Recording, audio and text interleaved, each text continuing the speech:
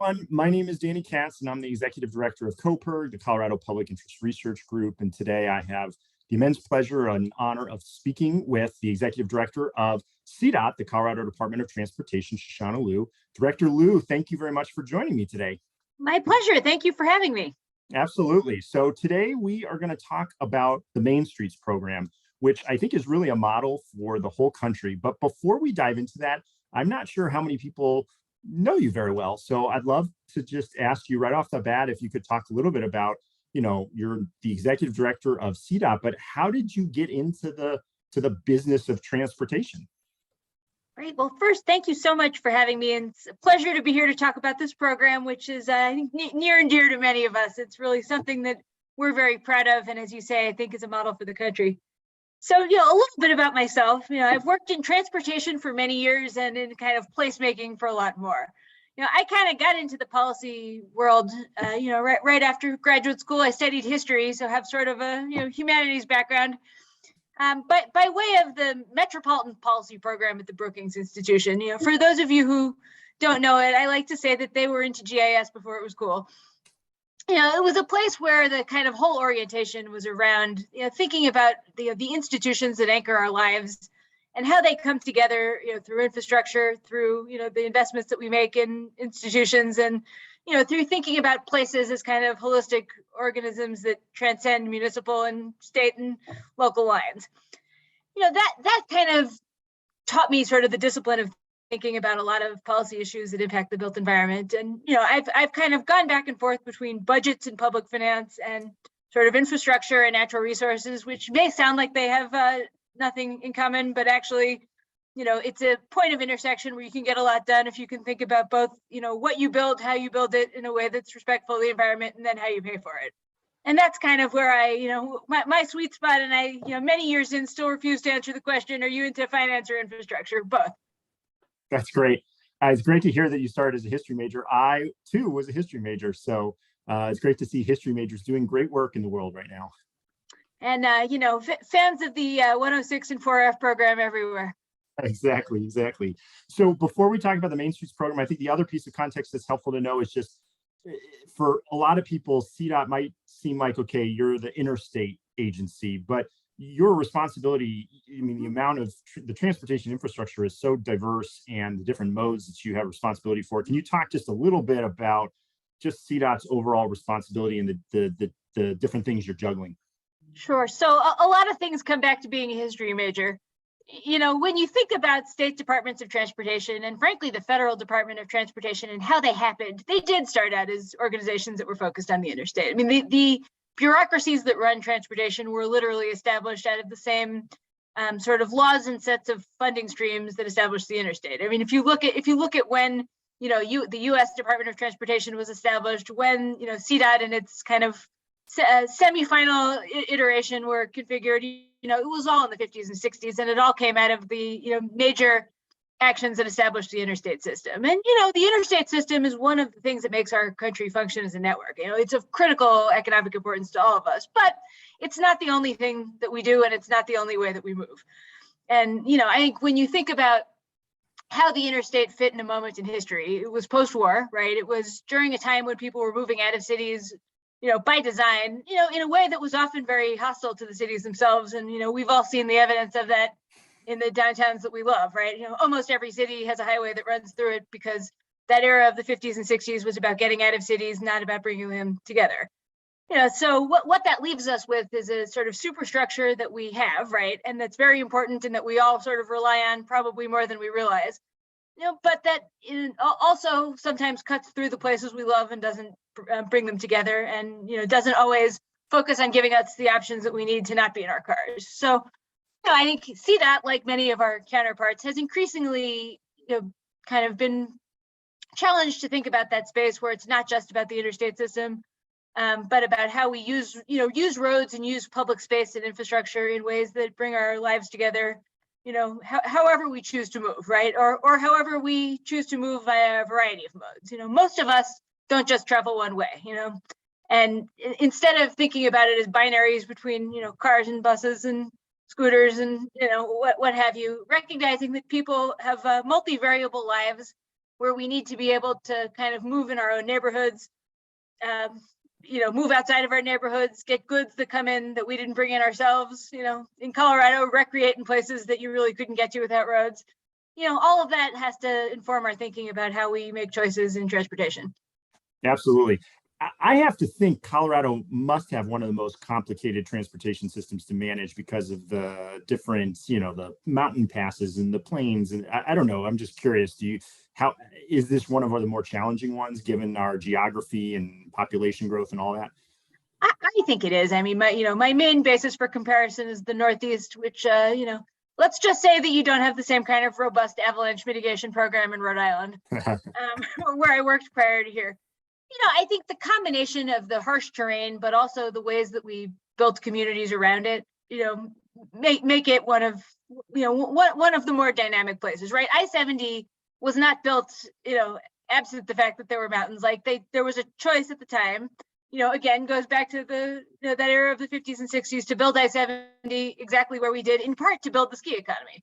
Right. I mean, creating the ability to get to and from places like Vail was part of why I-70 became the interstate and not Highway 50, which was the other main contender at the time. So, being able to network our economy around the natural resources that we love and around sort of being one of the premier ecotourism economies was part of how our system of roads became what it was. Many of the other roads started out as, mining routes and also having to deal with different aspects of getting to and from the resources. So it's very much by design that our roads traverse harsh terrain, but that doesn't make them any easier to deal with. So I would agree with you. Long way of saying I would agree that it's one of the more complicated systems to manage, but also, spectacular, right?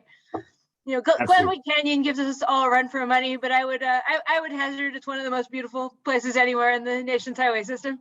Sure. Well, let's talk about the Main Streets program that you all run.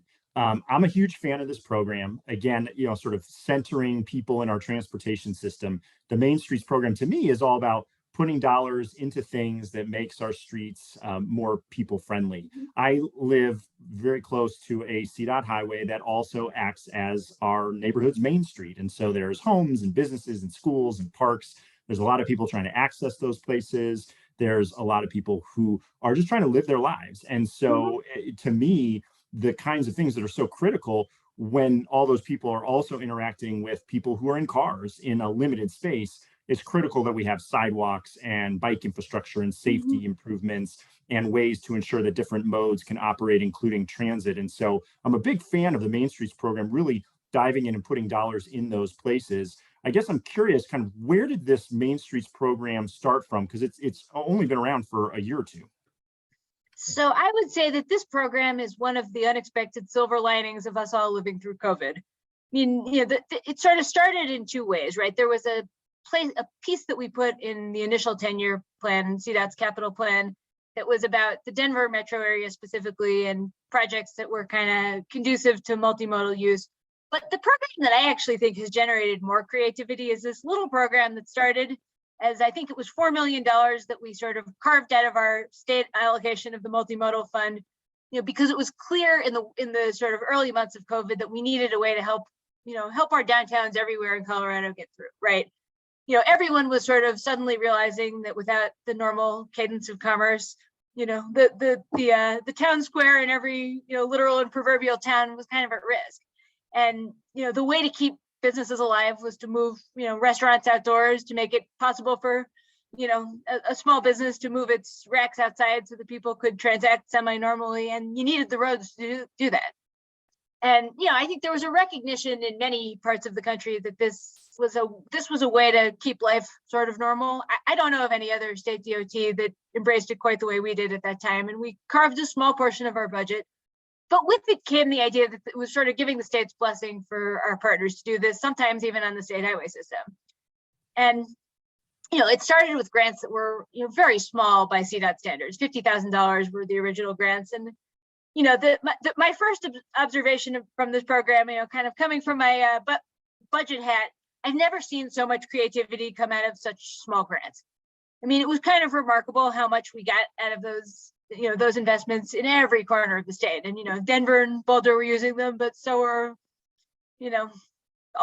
many of the ski towns, and Grand Junction got a lot of use out of it. Towns on the Eastern Plains, there wasn't by the end of the first few months a corner of the state where they hadn't found creative ways to use this money to make their quality of place better.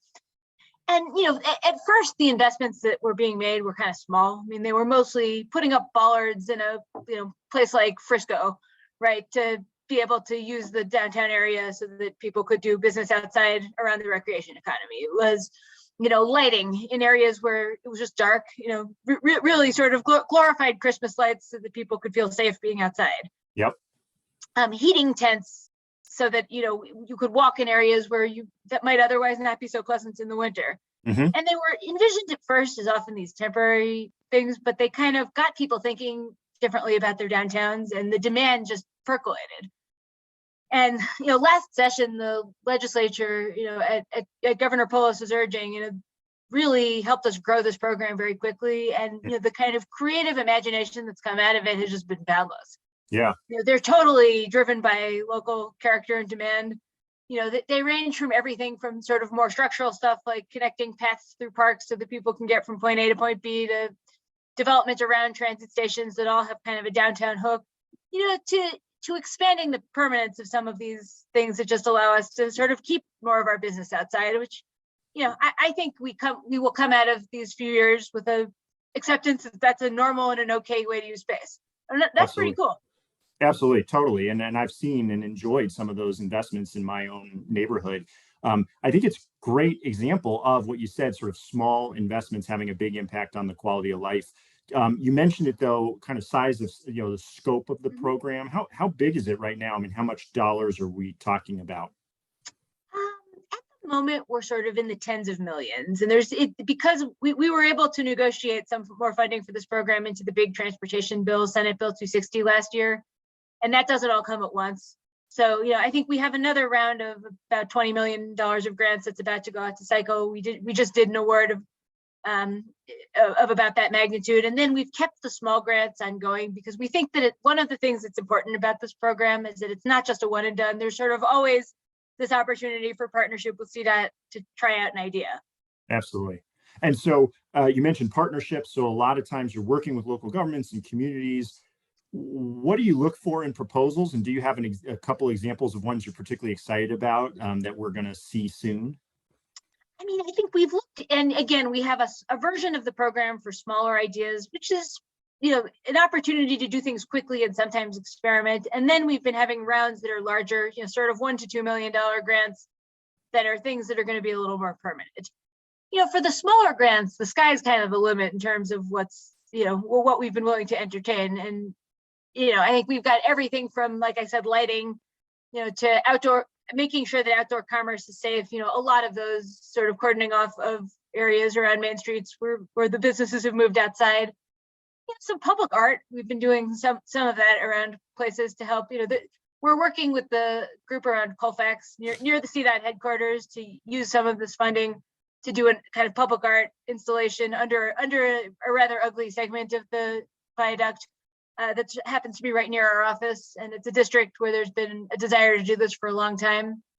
I'm just trying to think of some have been used for kind of wayfinding, where it really helps people know where to go when they're in a downtown.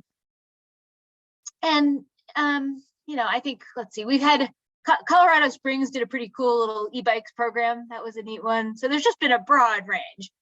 For the bigger grants, a lot of them have had to do with taking the sort of core street downtown and helping to make some of these enhancements more permanent. So, again, Colorado Springs got a really neat one for a portion of Tejon Street, which is kind of right in the core of their downtown. They have a very creative downtown plan, and it centers around there.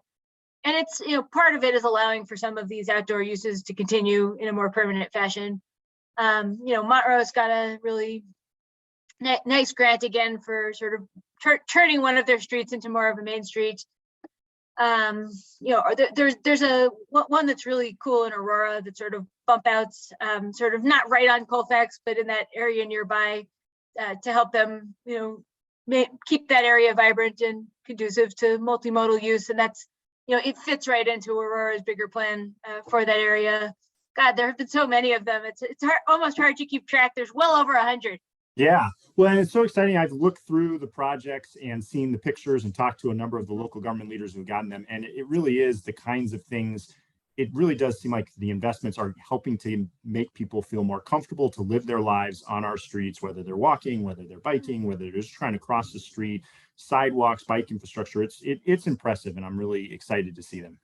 Yeah, and one that's sort of poignant that I forgot. Glenwood Springs has been a very enthusiastic partner in this program, and they obviously had a hard summer. We all know why, and they've been in kind of an uphill battle to keep their economy, as vibrant as they should, given everything that's been going on. And they have said multiple times that the grants that help them do sort of outdoor tourism were instrumental to them in keeping their economic vitality, through two really hard summers where, climate change and, related environmental catastrophes kind of, could have beat them down. It's helped them sort of come out of that strong. We're actually going to break ground with them on one of their bigger projects in just a week or so. And that's again, kind of a pedestrian multimodal overpass on a bridge together with the Roaring Fork Transit Authority, but that's just one of many in that area where it's been particularly noticeable, given all of the hard things that have happened to them.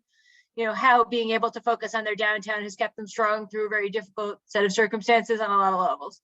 Yeah, I mean, obviously, a big part of this program is safety, and I know that's a big part of the CDOT mission and values. Can you talk a little bit about how this program is helping to just reduce the amount of crashes and fatalities on the CDOT highways that are oftentimes our main streets? Sure. Well, look, there's been a tragic uptick in incidents involving non-motorist travelers in the last couple of years, and a lot of that is because of people going too fast. Right? If you have a collision between a bicyclist or a pedestrian and a car driving 60 miles an hour, it does not end well. Right? I mean, the statistics all show that the faster the person is driving, the less likely the vulnerable traveler is to survive the incident. And a lot of these interventions are about slowing people down when they're around downtowns, or creating, separating the use for people who are in cars versus people who are not in cars. And, I think the default in some contexts has been that, the assumption is that the car always gets priority. And, part of what we've seen through this program is that communities don't always feel that way, right? If you're a small town and, a state highway or the road next to a state highway goes right through the center of your neighborhood, it's not necessarily the neighbor's assumption that the cars come first. And again, this has been very driven by local governments and their community partners, but often what we're hearing from them is we want some space where people can walk and not have to worry about it. Absolutely. Are there more needs out there, or do you feel like you've really kind of accomplished what you can do? I mean, can more money help, I guess? I mean, I think the more we do, the more we realize that we've just scratched the tip of the iceberg, which is a good thing, right? Yeah, I mean, because part of what we're doing, part of what I like about having these small grants available is you don't have to think that hard before putting a, proposal into us, right? You're a community, you're a small community without a lot of staff, you have a good idea, the good idea makes sense, you submit it to CDOT and we work with you to try and make it move forward. It doesn't become these things that just get encumbered in these like abstract studies to do other studies, to do a third study so that in 10 years you might build a sidewalk. And I think what we're seeing is that these things that people were able to do just out of kind of operating on common sense and love of the place where they live are showing them what can happen that's more so, right? It is not the same to do a temporary installation versus to kind of, rebuild a part of the pedestrian system, but you can imagine an awful lot about the realm of the possible with bollards, right? And that's like, Boulder is doing something kind of cool where I think Denver is actually doing it as well, where they've used just sort of temporary bollards to test out different traffic calming technologies. That's a great thing to do. I mean, CDOT is actually about to undertake a study of where we can try some of these things too. Like, why not see if it works before you invest in the heavy infrastructure? And absolutely. I think what we're going to see as a lot of these use patterns mature is that both the things that work and the things that don't work become a lot clearer, and it starts to gel into what could be bigger and longer term projects, or just could be more of the same. Yeah, absolutely. Yeah, I love to see those good projects rise to the top, and the momentum that we see in one community, helps another community make a similar investment. Anything else that you wanted to say about the Main Streets program before we wrap up here? just say that I think that, an area where there's more that we can do, and this is something that was reflected in the governor's budget just a few weeks ago, is taking that idea of, and you said, Danny, that you live right near a CDOT highway that makes it hard to cross the street. So do I. It's a secondary road that goes north-south that will remain nameless in Denver and lacks sidewalks in certain key places that make it hard to walk or ride a bicycle. Yeah, that sounds like it. Yes, and that same road cordons off a lot of communities from each other in Denver.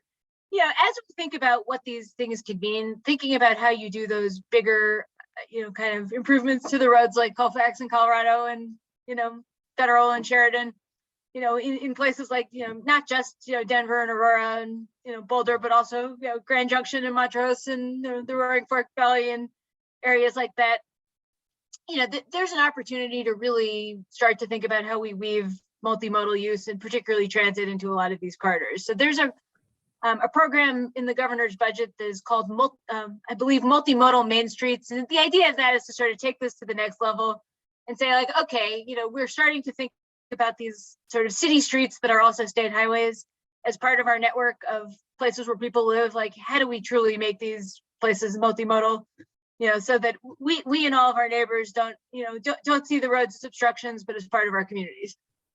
Absolutely. And I think that's a good place to end it because it's an action item. So for all of us, I mean, and CoPIRG included, we're going to be working to ensure that $40 million proposal that was in Governor Polis's budget proposal actually gets through the legislative session and legislative process and becomes law. It's another $40 million that can go to continuing to ramp up this great program. And ideally, we can find even more dollars as well, especially as we think about the clean air context too. And I know that's a big part of what Governor Polis's proposal was around, is anticipating that, we are going to need to do more to reduce the amount of air pollution coming from the transportation sector, and that Main Streets program could be a good piece of that. So we're excited to be, lobbying for that and other additional dollars for these programs. Yeah, absolutely. And I would just add that there's a significant equity component on a number of levels too. One of them being that the program is designed so that there are opportunities for places that have less extensive staff, right? When you think about, who's able to compete for a lot of the bigger grants, you need to have a lot of resource in the community to be able to often pull those together. This program was very deliberately constructed so that, a community, without a lot of staff, that doesn't necessarily have all the resources that one of the more affluent communities does, can still benefit from the program. And also having it be less, having it start with people and not, with the heavy infrastructure is, in part there to sort of challenge the way that we've done road building in the past, which I think we all know has often divided communities in the way that it shouldn't, so that it starts from that place of trying to connect people. Absolutely. And left a number of people with that disproportionate impact, whether it's the highways cutting through their community or the air quality issues. So absolutely glad you brought that up. Thank you very much for joining me today, talking us through a little bit more of the Main Streets program. Like I said, there's an opportunity right now for us to ensure that even more dollars are going into this program. So you can find out more on the CoPIRG website. Thank you, Director Liu, very much for joining me today. My pleasure. Thanks for having me. Great. Have a great day. Bye-bye.